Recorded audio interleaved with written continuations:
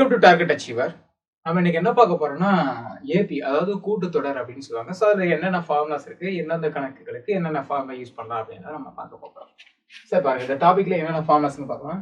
சரியா, ஃபர்ஸ்ட் ஏபினா என்னன்னு தெரிஞ்சுக்கணும். ஓகேங்களா? ஸோ ஏபின்றது என்னன்னா ஒரே எண் கூடிக்கிட்டே போனா என்னது அது ஏபி அப்படின்னு சொல்லுவாங்க, அதாவது கூட்டுத்தொடர் அப்படின்னு சொல்லுவாங்க. ஒரே எண்ணா இப்போ ஃபார் எக்ஸாம்பிள் பாருங்க 2 4 6 8 10 12 இப்படி போயிட்டு. ஸோ ஒரே எண் என்னது கூடிக்கிட்டே போகுது. ஓகேங்களா? ஸோ இந்த மாதிரி என்னது ஒரே நம்பர் கூடிட்டே போகுதோ அல்லது ஒரே எண் குறைஞ்சிட்டே போனாலும் அது ஏபி தான். ஓகேங்களா? இப்போ பாருங்க 12 10 8 6 4 2 0 -2 -4 பாருங்க, இதுல 2 நம்பர் குறைஞ்சிட்டு போகும். ஸோ இந்த மாதிரி இருந்தாலும் அது என்னது ஏபி தான், அதாவது கூட்டுத்தொடர் தான்.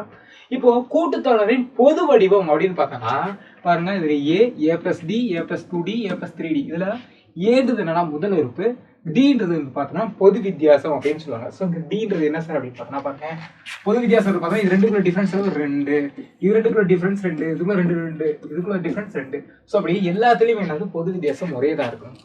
ஸோ அதான் என்னோட டி அப்படின்னு சொல்லுவாங்க. இப்போ பாருங்க, ஏவை நான் 1ன்னு வச்சுக்கிறேன், ஏவை நான் 1ன்னு வச்சுக்கிறேன், டிஏ நான் 2ன்னு வச்சுக்கிறேன். இதில் அப்ளை பண்ணி பார்க்கலாமா? பாருங்களேன், ஏ வந்து 1, அடுத்து ஏ பிளஸ் டி எவ்வளவு 1 + 2 3, அடுத்து ஏ பிளஸ் 2D. ஓகேங்களா? அப்போ 2Tன்றது 4, 4 + 1 5. ஓகேண்ணா? பாருங்க ஏ பிளஸ் 3D, இது 3 6, 6 + 1 7.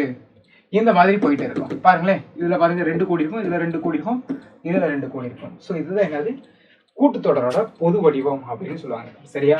ஓகே, அடுத்து நம்ம சொன்னதுதான் ஏன்றது முதல் உறுப்பு, டின்றது பொது வித்தியாசம் அப்படின்னு சொல்லுவாங்க. ஸோ பொது வித்தியாசம் என்ன சொல்றீங்க, முதல் உறுப்பையும் இரண்டாவது உறுப்பு ரெண்டுக்குள்ள டிஃபரன்ஸ் தான் பொது வித்தியாசம் நம்ம சொன்னோம்.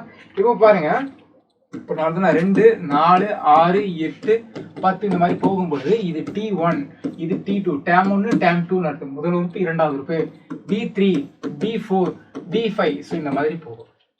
இப்போ பொது வித்தியாசம்ன்றது என்னன்னா நல்லா கவனிங்க, D = ஒரு சில என்ன பண்ணுவாங்க D1 - D2 அப்படின்னு போட்டுருவாங்க. ஸோ அப்படி போட்டதாக்கும் மைனஸ் வரும். நல்லா புரிஞ்சுக்கணும். எப்பவுமே பொது வித்தியாசம்ன்றது எதுனா இது கிடையாது. D = இரண்டாவது உறுப்பிலிருந்து முதல் உறுப்பை கழிக்க வேண்டும். புரிச்சுதா? ஓகே, முதல் உறுப்பு வந்து இரண்டாவது உறுப்பை நம்ம கழிச்சிருவோம். ஸோ அது வந்து தவறு. எப்பவுமே நான் இரண்டாவது உறுப்புல இருந்து முதல் உறுப்பை கழிக்கணும். ஸோ அதனால பொது வித்தியாசம் அதான் பாருங்க, இரண்டாவது உறுப்பு மைனஸ் முதல் உறுப்பு அப்படின்னு சொல்லுவாங்க. ஸோ பொது வித்தியாசம்ன்றது எல்லாத்துலயுமே பொதுவா இருக்கணும். ஓகேங்களா? எல்லாத்துலயுமே பொதுவா இருந்தா தான் அது பொது வித்தியாசம். ஓகே, அடுத்து கூட்டுத்தொடர் வரிசையில என்னாவது உறுப்பு கண்டுபிடிக்கிறதுக்கான ஃபார்முலா. இப்போ கவனிங்களேன், நம்ம ஆல்ரெடி எழுதணும்ல 2 4 6 8 டாட் எக்ஸெட்ரா அப்படி போகுது. இதுல 10வது உறுப்பு என்ன அப்படின்னு பார்த்தோம்னா நம்ம ஈஸியா சொல்லிடலாம். வரல ஓவர் 2 2 4 2 6 4 8 அவ 10 2 20 இருக்கும். ஓகேல, 10வது உறுப்பு 20 இருக்கும். சரிதானே? இப்போ நம்ம ஈஸியான கணக்குறதால 20ன்னு சொல்லிட்டோம். இப்போ நம்ம ஃபார்முலா போட்டா அது 20 வருமானா பார்த்தா வரும். ஓகேங்களா? இப்போ TN என்னன்றது என்ன பார்த்தா என்னாவது உறுப்பு. இப்போ என்ன இருக்கிறதுல நான் வர 10வது உறுப்பு கண்டுபிடிக்க போறேன். என்ன வந்து என்னது 10. அப்போ T10 அப்படின்னு நம்ம போட்டுக்கலாம். ஈக்குவல் டு ஏன்றது முதல் உறுப்பு, இதுல முதல் உறுப்பு என்ன 2 பிளஸ் n - 1 × d. என்னன்றது என்ன 10, 10ல 1 போச்சுன்னா 9 இன்டு d. d ன்னு பார்த்தோம்னா டிஃபரன்ஸ், இது ரெண்டுக்குள்ள இருக்கிற டிஃபரன்ஸ். ஸோ இதுல d2 - t1 தான், d2 - d1. t2ன்றது 4, d1ன்றது 2, 2 கழிச்சாலும் 2 வருது. அப்போ d வந்து 14 2. இப்போ பாருங்க 2 9 18. ஓகேங்களா? அப்போ 2 + 18, அப்போ 2 + 18 20. பாத்தீங்களா? ஸோ உறுப்புல இது எத்தனையாவது உறுப்பு நம்ம கண்டுபிடிக்கிறதுக்கு என்ன formula, TN = A + n - 1 × d. இதான் அது உறுப்புகளின் எண்ணிக்கை கண்டுபிடிக்கிறது. சரி, ஓகே.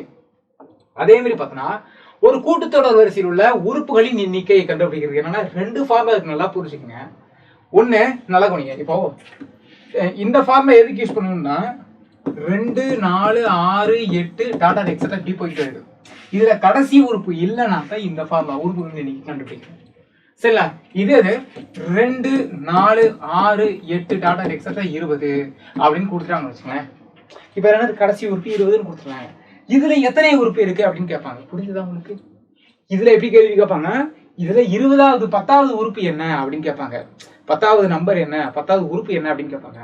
இதுல இப்படி இந்த மாதிரி கடைசி உறுப்பை கொடுத்துட்டு இதுல எத்தனை உறுப்பு இருக்குன்னு கேட்பாங்க. ரெண்டுக்குள்ள டிஃபரன்ஸ் நம்ம பார்த்துக்கணும். ஓகேங்களா? ஸோ இந்த மாதிரி எக்ஸெட்ரா வரைக்கும் போட்டா இதுல உறுப்புகளின் எண்ணிக்கை கண்டுபிடிக்கிற formula A + n - 1 × d. Last உறுப்பு கொடுத்தா formula n = L - A / d + 1. இதுல என்ன எல்லுன்றது என்ன சார் அப்படின்னா கடைசி உறுப்பு. சரிண்ணா, ஏன்றது என்ன சார்னா முதல் உறுப்பு, டின்றது டிஃபரன்ஸ். இப்ப பாருக்கலாமா, இதுல எத்தனை உறுப்பு பார்த்தா இது 10 உறுப்பு இருக்கும். இதெல்லாம் ஃபார்முலால போட்டு பார்ப்போம். சரி, இங்க n இருக்கு, இது dn பாத்தீங்க. ஓகேங்களா? சோ tn n என்னன்னு தெரியாது. ஓகேங்களா? அப்ப n னே வச்சுக்கோங்க. l வந்து பார்த்தா என்னது கடைசி உறுப்பு, எவ்வளவு 20 மைனஸ் a வந்து முதல் உறுப்பு 2 டிவைடட் பை t. ஸோ tன்றது என்ன, இது ரெண்டுக்கும் டிஃபரன்ஸ் எவ்வளவு 2 பிளஸ் 1.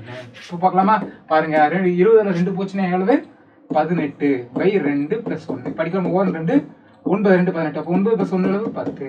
அப்போ இதுல எத்தனை உறுப்பு இருக்குன்னா 10 உறுப்பு இருக்கு. ரெண்டுக்குள்ள டிஃபரன்ஸ் நம்ம பார்த்துக்கணும். ஓகேங்களா? எக்ஸெட்ரா வரைக்கும் கொடுத்தாங்கன்னா இந்த ஃபார்முலா, கடைசி உறுப்பு கொடுத்தாங்கன்னா இந்த ஃபார்முலா. இதை ஞாபகம் வச்சுக்கங்க. ஓகேவா? ஓகே. அது அடுத்து கூட்டுத்தொடர் வரிசையில எண் உறுப்புகளின் கூடுதலுக்கான ஃபார்முலா. ஸோ கூடுதலுக்கான ஃபார்முலா என்ன சார் அப்படின்னா, இப்போ பாருங்க இயல் எண்களின் கூடுதல். ஓகே, இப்போ 1 பிளஸ் 2 பிளஸ் 3 பிளஸ் டாடா எக்ஸெட்ரா ஒரு 50ன்னு வச்சுக்கோ.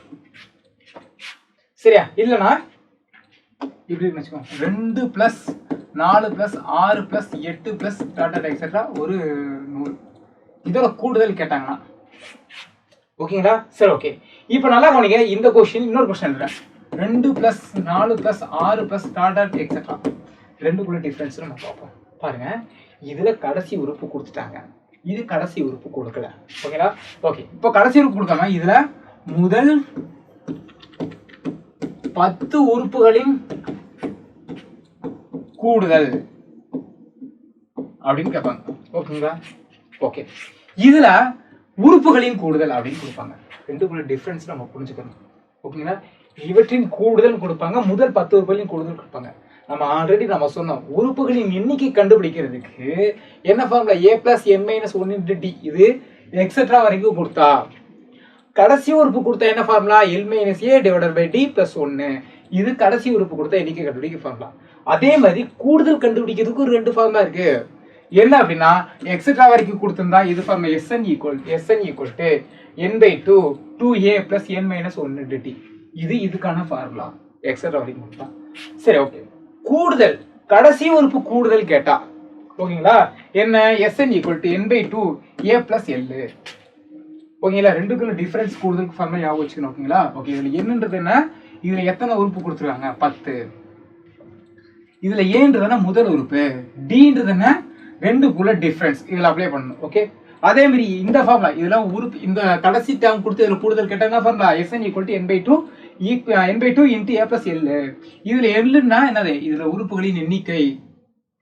ஓகே, இதுல எத்தனை உறுப்பு கண்டுபிடிக்கணும் புரியுதா உங்களுக்கு? அப்ப உறுப்புகளின் எண்ணிக்கை கண்டுபிடிக்கிறதுக்கு லாஸ்ட் டேர்ம் கொடுத்து உறுப்புகளின் எண்ணிக்கை கொடுத்தா என்னது l minus a divided by d plus 1. இந்த ஃபார்முலா போட்டு என்னன்னு கண்டுபிடிக்கணும்.